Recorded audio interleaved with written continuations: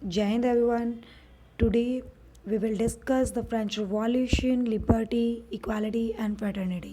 Student आज हम इस फ्रेंच रिवॉल्यूशन में जो बात करने वाले हैं, आज हम बात करने वाले हैं the struggle for survive. Student last video में हमने बात की थी कि फ्रेंच रिवॉल्यूशन क्यों हुई थी, फ्रेंच रिवॉल्यूशन क्या थी, क्यों लोगों को फ्रेंच रिवॉल्यूशन की ज़रूरत पड़ी. तो आज हम बात करेंगे स्टूडेंट्स इसमें द स्ट्रगल फॉर सर्वाइव. लोगों को क्या समस्या का सामना करना पड़ रहा था, ऐसी कौन सी प्रॉब्लम्स सामने आ रही थी जिसके लिए लोगों ने ये स्टेप लिया. तो by 1789 the population of France had reach the 28 million from 23 millions in 1715. अगर हम 1715 की बात करें तो जब वहाँ की पॉपुलेशन कितनी थी, 23 मिलियंस. लेकिन अगर हम 1789 की बात करें तो 28 मिलियंस, यानी कि तो इंक्रीज़ हुई पॉपुलेशन इंक्रीज़ हुई, लेकिन अनएम्प्लॉयमेंट भी इंक्रीज़ हुआ. लोगों के पास एम्प्लॉयमेंट नहीं था, तो उससे क्या प्रॉब्लम्स बढ़ती गई. तो देखिए वो प्रॉब्लम्स क्या क्या थी. तो this led to the rapid increase the demand for food grains. सबसे पहले इंसान की डिमांड क्या होती है, खाना. और जब उसको प्रॉपरली खाना ही नहीं मिलेगा तो क्या होगा, तो भूखमरी फैलेगी, एपिडेमिक फैलेंगे. तो production could not keep pack with the growing demand. जितनी डिमांड थी उसके हिसाब से प्रोडक्शन नहीं आ रही थी. वो प्रोडक्शन क्यों नहीं आ रही थी वो हमने लास्ट वीडियो में पढ़ा. क्योंकि जितनी भी प्रोडक्शन थी वो क्योंकि सारी थर्ड स्टेट के अंडर कंट्रोल थी और थर्ड स्टेट पे टैक्स लगाया जाता था. ठीक है, तो ये चीज़. सेकंड आती है कि प्राइस ऑफ ब्रेड, ठीक है, रोज़ रैपिडली. प्राइस जो ब्रेड यानी कि रोटी के जो रेट थे वो इतने ज़्यादा बढ़ गए, बहुत जल्दी बढ़ने लगे. Majority of population who work as a labourer had fixed wages. क्योंकि जो मेजॉरिटी में लेबर थी वो एक फिक्स वेजेस पे काम करती थी. उसको एक फिक्स वेजेस दिया जाता था, काम करना है करो, नहीं करना है मत करो. यानी कि कोई रूल्स और रेगुलेशंस नाम की कोई चीज़ ही नहीं थी. The wages could not keep pack the rise in price.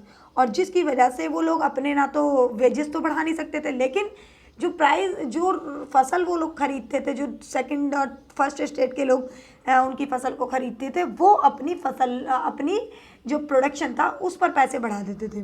ठीक है, the gap between the rich and the poor widened. जिसकी वजह से जो गरीब था वो बहुत ज़्यादा गरीब हो गया और जो रिच था वो और ज़्यादा रिच हो गया. तो इसके चलते जो गरीब और अमीर के बीच का गैप बहुत ज़्यादा बढ़ गया. तो इस तरीके से लोग वहाँ पर सर्वाइव कर रहे थे. नेक्स्ट हम बात करते हैं the middle class of the third state. तो देखिए नेक्स्ट उसमें क्या था, जो मिडिल क्लास थी उन लोगों में जो एजुकेटेड लोग हैं उनकी हम बात कर रहे हैं. The 18th century witness the emerge of the social groups. वहाँ पर सोशल ग्रुप्स इमर्ज हुए. टर्म द मिडिल क्लास, जिसको टर्म मिली middle class. This group the straight the revolt against the increasing taxes the system of privileges. उन्होंने एक revolt की, against हुए. वो किस चीज़ के, कि जो ये टैक्स इंक्रीज़ किए जा रहे हैं अगेन एंड अगेन. और ये जो सुविधाओं का एक सिस्टम बनाया हुआ है कि राजा का बेटा ही राजा बनेगा, या नोबैलिटी में आते हैं तो आपको टैक्स पे नहीं करता, आप क्लैरिजी में आते हो तो आपको टैक्स पे नहीं करता. इस सिस्टम को उन्होंने अबॉलिश किया, उसके अगेंस्ट गए. तो देखिए the middle class include the, इसमें मिडिल क्लास में कौन कौन इंक्लूड हुए, merchants, manufacturers, lawyers, administrative officers etcetera. All these were the educated. ये सब लोग कौन थे, एजुकेटेड. क्योंकि ये लोग ना तो किसी से फ्री की, क्योंकि उनको फ्री की रोटी चाहिए या उनको फ्री का वेजेस चाहिए, उनको जो हक है वो उनको चाहिए था. और उन्होंने कहा कि जो एलिजिबल है उसको जॉब मिलना चाहिए, जो एलिजिबल नहीं है, चाहे वो थर्ड स्टेट से बिलोंग करता हो, चाहे वो फर्स्ट स्टेट से बिलोंग करता हो, उसको जॉब क्यों मिले. ठीक है, तो ये वो लोग थे. Believe that no group in the society should be the privileges by birth. वो इस चीज़ में बिलीव करते थे कि बाय बर्थ किसी को कोई सुविधा नहीं मिलनी चाहिए. ठीक है, rather a person social position must depend on his merit. ठीक है, जो भी पोजीशन है, जिसकी भी जो पोजीशन है वो एक मेरिट के बेस पर होनी चाहिए. मेरिट मतलब उसके गुण के ऊपर. ठीक है, जो उसमें क्वालिटी है, अगर उसमें क्वालिटी है कि वो मिनिस्टर बन सकता है तो उसको मिनिस्टर बनना चाहिए. अगर उसमें क्वालिटी है कि वो एक स्वीपर बन सकता है तो उसको स्वीपर बनना चाहिए. डजेंट मैटर कि वो क्लैरिजी से बिलोंग करता है, डजेंट मैटर कि वो थर्ड स्टेट से बिलोंग करता है. आई होप आपको ये टॉपिक क्लियर हुआ होगा. अब बात करते हैं philosophy of the era. Students, मैं आपको बता दूं कि यहाँ पर जो स्टूडेंट्स जो लोगों की थिंकिंग चेंज हुई, वो थिंकिंग जो चेंज हुई थी वो फिलोसफर्स के थ्रू चेंज हुई. क्योंकि कुछ लोगों ने अपनी थ्योरी दी, अपनी थ्योरी के अकॉर्डिंग उन्होंने बताया कि किस तरीके से सोसाइटी चेंज हो सकती है और क्या आपको स्ट्रैटेजी अप्लाई करनी चाहिए. तो सबसे पहले यहाँ पे कुछ हम फिलोसफर्स की बात करेंगे. तो जॉन लॉकी आए. टू ट्रीटीज ऑफ गवर्नमेंट, उन्होंने एक बुक लिखी जिसका नाम था two treaties of government speak against the doctrine of the divine absolute right of the monarch.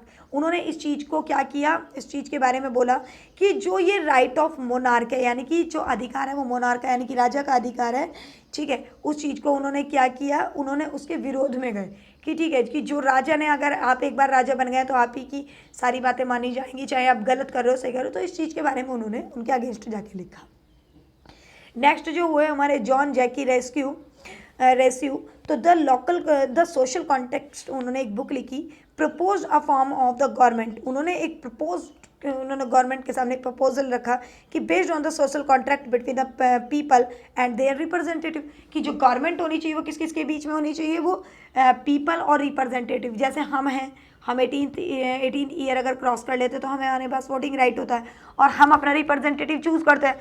तो यानी कि एक तरह से डेमोक्रेटिक गवर्नमेंट को वो लेके आना चाह रहे थे, यानी कि जो कॉन्ट्रैक्ट हो वो किसके बीच में होना चाहिए, पीपल के और रिप्रेजेंटेटिव के बीच में होना चाहिए, जो अपना रिप्रेजेंटेटिव हम अपना चूज़ करें। नेक्स्ट थे मॉन्टेस्क्यू ने the spirit of the laws एक बुक लिखी। स्टूडेंट ध्यान रखना, ये जो इन्होंने बुक्स लिखी हैं या जो भी है इनको याद करना, ये MCQs में आप पूछे जाते हैं आपसे। Propose a division of power with in the government between the legislature, executive and judiciary. उन्होंने जो पावर को डिवाइड किया, उन्होंने कहा कि पावर को ऐसे करते हैं कि एक दूसरे में डिवाइड कर देते हैं, ठीक है, जैसे कि मेरी पावर तुम्हारे हाथ में और तुम्हारी पावर मेरे हाथ में है, लेकिन दोनों का ज्यूरिडिक्शन सेपरेट होगा, ठीक है, तुम मेरे काम में इंटरफेयर नहीं करोगे, मैं तुम्हारे काम में इंटरफेयर नहीं करूँगा। तो इन्होंने 3 प्रपोजल रखे। लेजिस्लेचर का काम होगा कि वो कानून को बनाएगा। एग्जीक्यूटिव का क्या काम होगा, एग्जीक्यूट द लॉज, यानी कि कानून को लागू कराने का काम किसका होगा, वो एग्जीक्यूटिव का होगा। और अगर किसी को कोई कंट्रोवर्सी क्रिएट होती है या कोई प्रॉब्लम आती है कि लॉ उनको समझ में नहीं आ रहा है या कोई भी चीज़, तो जुडिशरी उसको एक्सप्लेन करेगी। तो his idea was based on the American constitution, क्योंकि ये आइडिया कहाँ पे फॉलो होता है अमेरिकन कॉन्स्टिट्यूशन में। And it the guarantee of individual rights, क्योंकि इसमें एक पर्टिकुलर पर्सन की भी गारंटी होती है कि एक इंडिविजुअल पर्सन है वो भी अपना पार्टिसिपेट करेगा और उसके भी राइट्स को कोई इन्फ्लुएंस नहीं कर सकता। तो this model of government was put into the force in the USA after the 13 colonies declared their independence from Britain.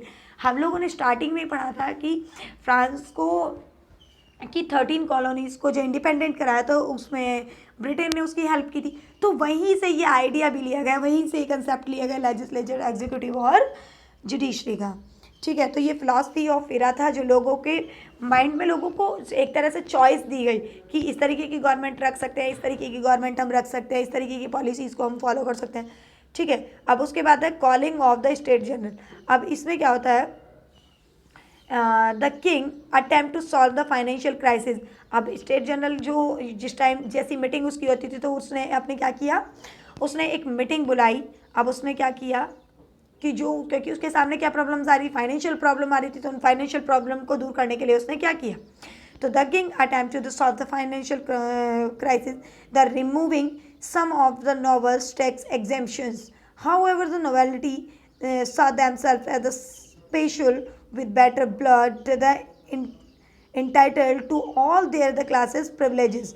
उसने क्या किया कि इन सारी चीज़ों को, प्रॉब्लम को दूर करने के लिए कि कुछ टैक्सेस पे पहले एग्जेम्पशंस कर दी, लेकिन जो नोबेलिटी ने देखा कि ये क्या हो रहा है, तो उन्होंने अपने आप ही क्या कर दिया कि अपने आप ही उन्होंने टैक्स इम्पोज करने स्टार्ट कर दिए। तो the parliament or the judicial organisation controlled by the nobility block the king move. तो उन्होंने क्या किया कि किंग को तो मूव ऑन कर दिया और इस तरीके से अपनी सारी पावर को इमर्ज किया। तो he was the force to call a meeting to the state general in the 1788, क्योंकि वो खुद राजा के साथ मीटिंग करने लगी कि भाई ये आप क्या कर रहे हो, ऐसा तो नहीं चलेगा।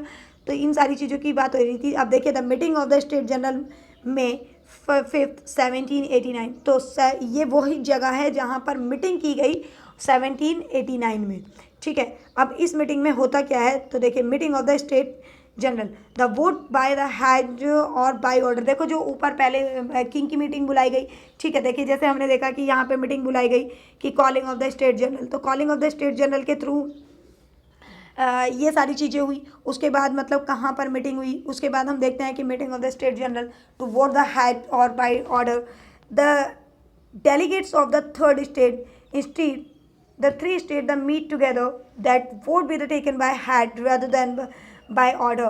यानी कि जो सभी के रिप्रेजेंटेटिव्स बुलाए गए, ठीक है, तीनों स्टेट्स के। तो देखिए कैसे कैसे हुआ, क्या क्या चीज़ें हुई कि since there were far more the delegates from the third state this pen would give them a majority, क्योंकि उन लोगों के पास उनकी कंडीशन ज़्यादा बेकार थी थर्ड स्टेट की, तो उनकी स्थिति दयनीय थी। तो देखिए the king refuse the grant their request. तो राजा लोगों ने कहा था थर्ड स्टेट के कि आप हमारा कुछ टैक्स आप रिफ्यूज़ कीजिए, आप तो राजा ने उनकी सारी रिक्वेस्ट को ग्रांट नहीं किया, रिफ्यूज़ कर दिया। The third state refuse to burden. तो देखिए उसमें क्या हुआ कि थर्ड स्टेट ने भी रिफ्यूज़ कर दिया कि जो उन्होंने टैक्स इम्पोज किए किंग ने कि आप पे टैक्स और बढ़ाए जाते, तो उसने भी इस चीज़ को रिफ्यूज़ कर दिया। तो अब उसमें क्या होता था, इसमें फिर क्या होता है स्टूडेंट्स आगे। तो इसी के बात के चलते लोग अपनी मोनार्की दिखाते हैं, लोग आपस में मोनार्की दिखाते हैं और राजा पर अटैक करते हैं 14 जुलाई 1789 को, ठीक है।